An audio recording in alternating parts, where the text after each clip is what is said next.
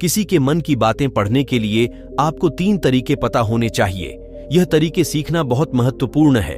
इन तरीकों को सीखकर आप आसानी से समझ सकते हैं कि कोई कैसा सोच रहा है। तो आइए मैं आपको गौतम बुद्ध की एक कहानी सुनाता हूं जो आपको दूसरों के मन को पढ़ने के तरीके सिखाएगी। बहुत समय पहले की बात है। एक छोटे से गांव में 2 भाई थे। बड़ा भाई अंधा था, इसलिए वह हमेशा घर पर ही रहता था और छोटा भाई खेती करता था। हालांकि खेतों में बहुत सारे जानवर थे और उनके कारण पूरी कृषि बर्बाद हो रही थी। इससे छोटे भाई को बहुत परेशानी हो रही थी। फिर एक दिन उसे ख्याल आया कि वह अपने अंधे बड़े भाई की मदद क्यों नहीं लेता, ताकि वह खेतों से जानवरों को भगा सके, क्योंकि उसका बड़ा भाई अंधा था। वह खेत में बैठकर जानवरों की आवाज सुनते ही उन्हें डरा सकता था। इस तरीके से हमारी कृषि बच सकती थी। इस सब कुछ सोचने के बाद उसने अपने खेत में एक छोटा सा झोपड़ा बनाया और अपने अंधे भाई को उसमें रखा। उसने उससे कहा, भाई अगर तुम किसी जानवर की आवाज सुनो तो जोर से चिल्लाओ और जानवर यहां से भाग जाएंगे। इससे हमारी फसलें बच जाएंगी। बड़ा भाई अपने छोटे भाई के विचार से सहमत हो गया और खेत में बैठने लगा। जब कभी उसे किसी जानवर की आवाज सुनाई पड़ती, वह तुरंत जोर से चिल्लाने लगता और जानवरों को डराकर भगा देता। वे कई दिनों तक यह अभ्यास जारी रखते हैं। एक दिन एक हिरण उनके खेत में दौड़ रहा था और खेत को तोड़कर भाग गया। हालांकि एक राजा भी वहां था जो हिरण की पीछा कर रहा था। राजा का ध्यान अंधे भाई पर गया और उनसे पूछा, क्या तुमने यहां एक हिरण देखा है?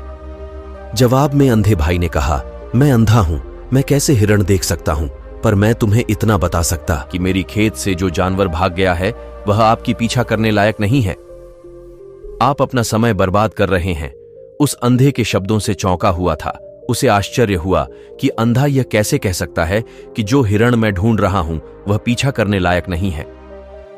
तब राजा ने अंधे से कहा, क्या तुम मुझसे झूठ नहीं बोल रहे?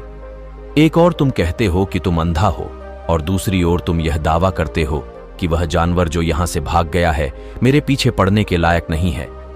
फिर अंधा भाई ने कहा, ओ राजा, वह प्राणी जिसे तुम हिरण समझ रहे हो वह वास्तव में हिरण नहीं है।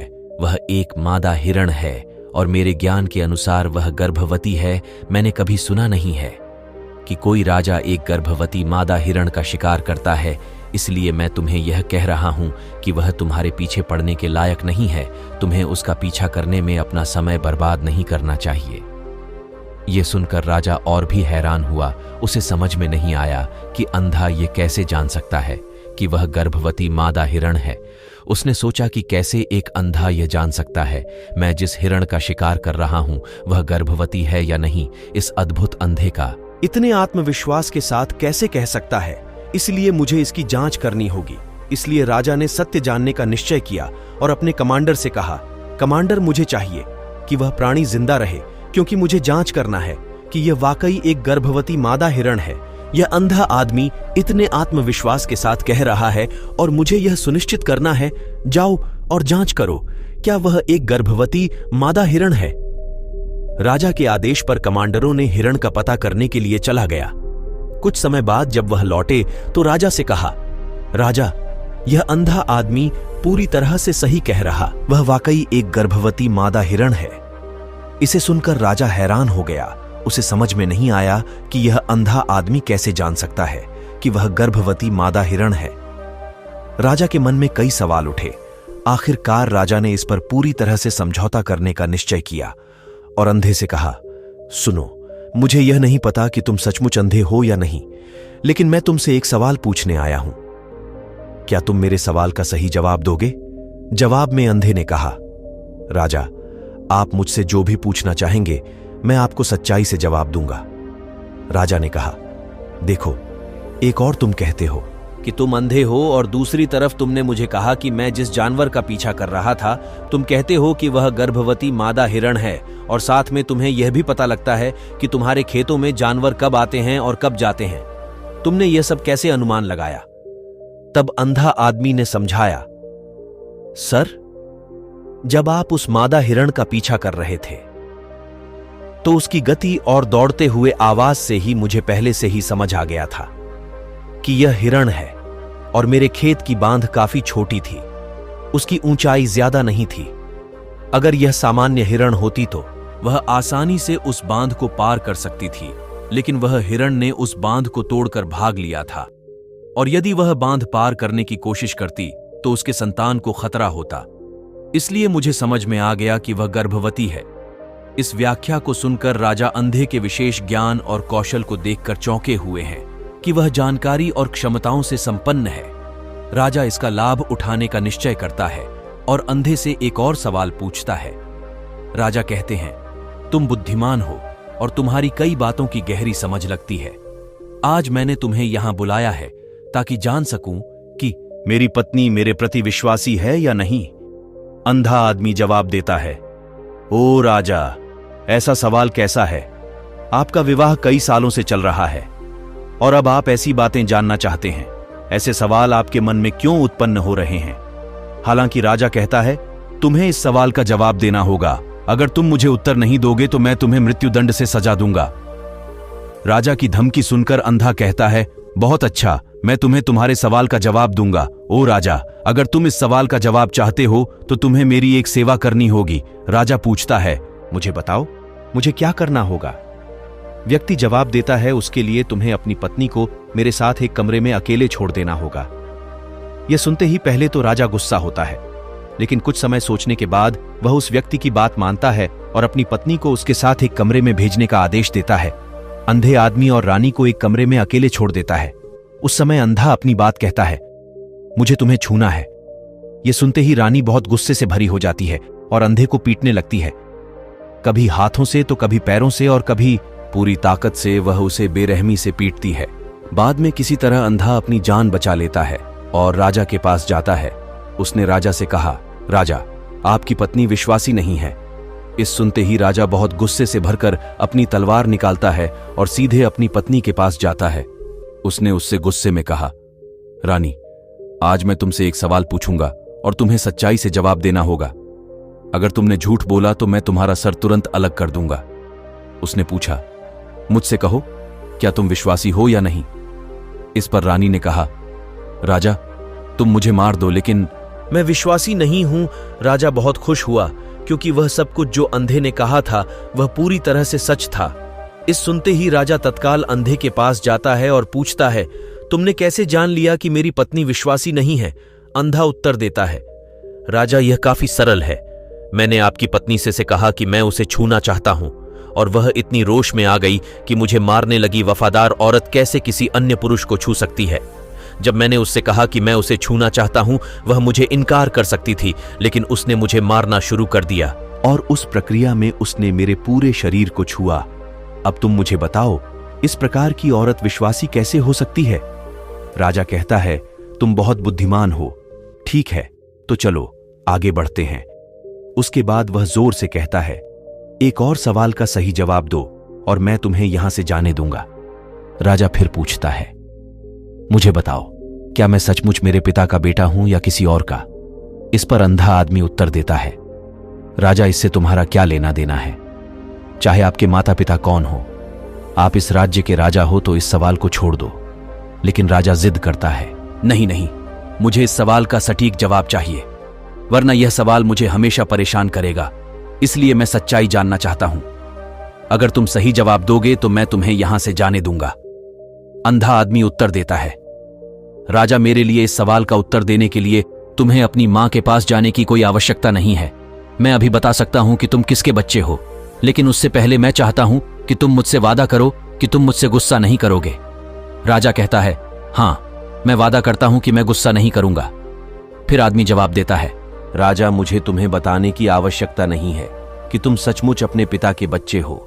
मैं तुम्हें अब बता दूं कि तुम मेरे स्वामी राजा और परमेश्वर के पुत्र हो। मैं वादा करता हूं कि मैं आपसे गुस्सा नहीं होऊंगा। फिर अंधा राजा से कहता है, तुम सचमुच अपने पिता के बच्चे हो, लेकिन तुम एक कंजूस व्यापारी की छाया में भी हो। यह सुनते ही राजा बहुत खुश हो जाता है और तत्काल अपनी मां के पास जा जाता है।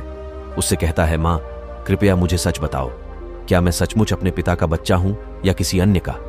अगर तुम मुझे सच नहीं बताओगी तो मैं यहां ही अपनी जान दे दूंगा। मुझे सच बताओ, क्या है? राजा की मां कहती है, पुत्र, तुम सचमुच अपने पिता का बच्चा हो। लेकिन तुम एक कंजूस व्यापारी की छाया में भी हो। जब मैं नहाकर अपनी आवश्यकता अनुसार देख रही थी तो मैंने तुम्हारी ऊपर कंजूस व्यापारी की छाया देखी। यह सुनते ही राजा बहुत खुश हो जाता है और तत्काल ही अंधे के पास लौटता उससे पूछता है, तुमने कैसे जान लिया कि मेरी ऊपर कंजूस व्यापारी की छाया थी? अंधा जवाब देता है, राजा, आप मुझसे कई सवाल पूछते हैं और मैंने सभी के सही उत्तर दिए हैं। अगर आप कोई अन्य राजा होते तो मैंने अब तक कई पुरस्कार प्राप्त कर लिए होते, लेकिन आपने मुझे कुछ नहीं दिया। मैंने अब तक एक भी पैसा नहीं लिया है। इसी से मैंने अनुमान लगाया कि आप बहुत कंजूस हैं। यह सुनकर राजा हंसते हुए कहता है, जो भी तुम मांगो मैं जरूर दूंगा, लेकिन मुझे बताओ तुम कैसे जान लेते हो क्या सही है और क्या गलत, और तुम इतने सटीक और निष्कलंक उत्तर कैसे दे सकते हो? अंधा आदमी कहता है, राजा, मैं प्राकृतिक रूप से अंधा हूं। अगर मेरी आंखें होती तो मैं किसी के विचारों को आसानी से समझ सकता। मन का अपनी भाषा होती है और इस भाषा को किसी के शरीर की क्रियाओं में देखकर समझा जा सकता है। व्यक्ति की आंखों, होठों काम करने के तरीके और उनकी गतिविधियों को देखकर हम समझ सकते हैं कि उसके मन में क्या चल रहा है। इस पर आधारित हम किसी के विचारों को जान सकते हैं, लेकिन मैं अंधा हूं, इसलिए मुझे क्रियाओं के माध्यम से जानना पड़ता है। अगर मुझे कुछ जानना होता है तो मुझे अगले व्यक्ति को कार्य सौंपना पड़ता है। देखना होगा कि वह कैसे काम करता है और उसके आधार पर मैं समझ सकता हूं कि उसके मन में क्या चल रहा है। इस सुनते हुए राजा पूछता है, क्या इसका मतलब कि मैं भी किसी के विचारों को जान सकता हूं? इस पर अंधा आदमी कहता है, बिल्कुल, आप भी किसी के विचारों को समझ सकते हैं, लेकिन उसके लिए आपको पहले अपनी आत्मा पर काम करना पड़ेगा, और वह काम है अपनी मानसिकता को शांत करना, अपनी मानसिकता को वर्तमान में लाना। इसके लिए आज मैं आपको 3 तरीके बताऊंगा, और यह 3 तरीके बहुत ही सरल और आसान है। लेकिन राजा, इससे पहले आपको एक चीज करनी होगी। अपनी मानसिकता को संकेंद्रण दूसरों के विचारों को समझ सकते हैं, क्योंकि वह व्यक्ति वर्तमान में सोच रहा है और हमें भी अपनी मानसिकता को वर्तमान में लाना होगा, तभी हम उनके विचारों को समझ सकते हैं। अगर हम पिछली घटनाओं के बारे में सोच रहे हैं तो हमें यह कैसे पता चलेगा कि दूसरा व्यक्ति वर्तमान में क्या सोच रहा है, क्योंकि हम पिछली घटनाओं में लिपटे हुए हैं। तो किसी के विचारों को जानने के लिए सबसे पहले हमें अपनी मानसिकता को संकेंद्रण। उसके बाद यह व्यक्ति राजा से कहता है, राजा, मैं जरूर 3 तरीकों को बताऊंगा जिनसे आप किसी के विचारों को आसानी से समझ सकते हैं। इसके बाद अंधा राजा से कहता है, राजा, पहला तरीका है आंखों पर ध्यान देना। किसी से बात करते समय सबसे महत्वपूर्ण यह है कि हम उसकी आंखों में देखें, क्योंकि आंखें बोलती नहीं, लेकिन वह बहुत कुछ कहती है। अगर हम उस व्यक्ति की आंखों के संकेतों को समझना सीख जाते हैं तो हम जान सकते हैं कि उनके मन में क्या चल रहा है, वह क्या सोच रहा है और वह क्या करने वाला है। मेरी अपनी आंखें नहीं हैं, लेकिन मैंने यह कौशल अपने गुरु से कई साल पहले सीखा था। वह मेरे शिक्षक और मार्गदर्शक थे। उस समय मेरी आंखें थीं और मैं सिर्फ उन्हीं आंखों के माध्यम से लोगों के विचारों को समझ सकता था। इसीलिए अगर आप भी दूसरों के विचार जानना चाहते हैं तो आपको उनकी आंखों पर ध्यान केंद्रित करना चाहिए, जैसे कि उनकी निगाह वह कहां देख रहे हैं और किस दिशा में है। अगर जब आप उनसे बात कर रहे होते हैं उनकी आंखें इधर उधर घूम रही हो तो यह मतलब है कि वे बातचीत से बचने का तरीका ढूंढ रहे हैं और कोई शायद झूठ बोल रहा हो। अगर व्यक्ति सीधे नजर से टकरा रहा है तो यह मतलब है कि उसका डर है कि उनका झूठ पकड़ा जा सकता है और लोग सच्चाई को जान लेंगे। लेकिन अगर उनकी आंखें बिना हिले आपको देख रही हैं तो वह शायद ईमानदार हो सकता और उन्हें आपसे बात करना और अपने विचार साझा करना है। इसके अलावा देखें कि उनकी भौह कैसे हिल रही है। अगर वह दूसरी ओर देखते हुए उनकी भौह नीचे जाती है तो वह शायद कुछ सोच रहे हैं या किसी अन्य चीज के बारे में चिंतित है। अगर उनकी भौह ऊपर जाती है और उनकी आंखें बड़ी हो जाती हैं तो वह आश्चर्य या जिज्ञासु हो सकते हैं। जब मैं एक थके हुए व्यक्ति से मिला था जो यात्रा कर रहे थे, हम जब बात कर रहे थे तो उसकी आंखें बहुत घूमती रहती थीं। मुझे कभी देखती नहीं, इससे दिखाई देता था कि उसको चिंता थी और वह जल्दी जाना चाहता था। मुझे लगा कि वह कुछ छुपा रहा। हो सकता है वह मेरे साथ बात करना नहीं चाहता था, इसलिए मैंने उससे और सवाल पूछे। मैंने पता लगाया कि उसका एक गुप्त योजना था। इसी तरह अन्य भी चेहरे की भावनाओं की अन्य व्यक्तिगत व्यवहार होते हैं जो हमें आसानी से व्यक्ति के विचार समझने में मदद कर सकते हैं। कभी कभी व्यक्ति अपने चेहरे के माध्यम से विभिन्न व्यवहार दिखाता है। यदि आप किसी के चेहरे के अभिव्यक्ति पर ध्यान देते हैं तो आप आसानी से समझ सकते हैं कि वह व्यक्ति निराश है, बहुत दुखी है या बहुत खुश है। आप यह भी समझ सकते हैं कि वह अंदर कैसा महसूस कर रहे हैं, और यह सब बातें उनके चेहरे की अभिव्यक्ति के माध्यम से निश्चित की जा सकती हैं। राजा चेहरा एक चित्र की तरह है जो दिखाता है कि लोग अंदर कैसा महसूस कर रहे हैं अगर वे कुछ नहीं कहते हैं। तो यदि आप लोगों को बेहतर समझना चाहते हैं तो आपको इन छोटे संकेतों पर ध्यान देना होगा। जब आप किसी को देखते हैं जिनका मुंह नीचे की ओर मुड़ जाता है और छोटे से दुखी चेहरा बनता है, तो आमतौर पर यह मतलब होता है कि वह खुश नहीं है, संतुष्ट नहीं है या कुछ हार गए हैं। आप उनकी आंखों और उनके शरीर से भी समझ सकते हैं कि वह कैसा महसूस कर रहे हैं। आगे बढ़ते हुए व्यक्ति राजा से तीसरी बात के बारे में बताते हुए कहते हैं, राजा एक और भाषा भी है जो वह है हाथों की इशारों और शरीर की भाषा। किसी के विचारों को समझने के लिए हमें हाथों के इशारों और शरीर की भाषा को समझना चाहिए। जब कोई व्यक्ति बातचीत करता है तो आपने देखा होगा कि वह अपने हाथों को हर समय हिलाता रहता है, इशारे करता है। शब्दों के अलावा उनकी शरीर की भाषा भी बड़ी भूमिका निभाती है। वह क्या सोच रहा है यह स्पष्ट करने में राजा शरीर और हाथ बिना शब्दों के बहुत कुछ कह सकते हैं। यह शब्दों की तरह बातचीत का एक गुप्त तरीका है जहां आप देख सकते हैं कि लोग क्या चाहते हैं और कैसा महसूस कर रहे हैं, वे छोटी छोटी चीजों से जो वे करते हैं। किसी को ध्यान से देखें। जब वह आपसे बात करते समय अपने उंगलियां तेजी से टैप करता है, जब उंगलियां किसी चीज पर तेजी से आवाज करती हैं, तो यह मतलब हो सकता है कि वह बोर हो रहे हैं, जल्दी में है या बातचीत जल्दी समाप्त करना चाहते हैं। मैं एक बात याद करता हूं, जब मैं एक व्यक्ति से मिला जो मुझे कुछ बेचना चाहता था और वह यही इशारा करता, मुझे पता चल गया था कि वह घबराया हुआ था, तो मैंने उससे बेहतर कीमत पर खरीदने को कहा। कभी कभी किसी को अपनी भुजाएं आपस में जोड़ते हुए देखना यह मतलब हो सकता है कि वह आपसे या आपके कहने से संतुष्ट नहीं है, वह अपने विचारों को आपसे छुपा रहे हैं। इस तरह से अपनी भुजाएं जोड़ने का तरीका उनके विचारों और भावनाओं को दूसरों से सुरक्षित रखने की तरह है। आपने कई महान संतों और ज्ञानी व्यक्तियों को देखा होगा जो आपको शांति से देखते हैं और आपको बता सकते हैं कि आपके मन में क्या चल रहा है, आपने उनसे क्या सीखा है। और इसका सबसे बड़ा कारण यह है कि वे आपको पढ़ सकते हैं, आपको समझ सकते हैं, क्योंकि उनका मन संकेतिक शांतिपूर्ण है, इसलिए वह आसानी से आपके विचारों को समझ सकते हैं। मुझे आशा है कि आपने अब तक कहानी का आनंद लिया है और इससे कुछ नया सीखा है। इसी के साथ हम विदा लेते हैं, मिलेंगे एक नई वीडियो में। तब तक के लिए धन्यवाद।